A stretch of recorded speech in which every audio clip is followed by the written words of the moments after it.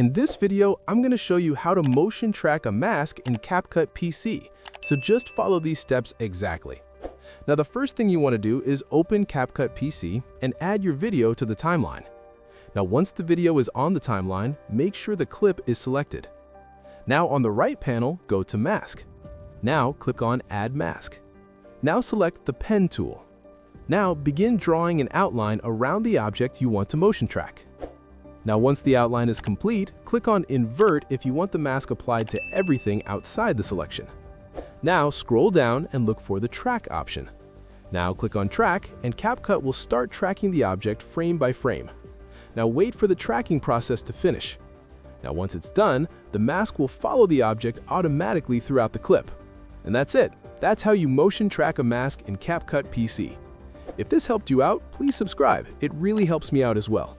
Thanks for watching, and I'll see you in the next one.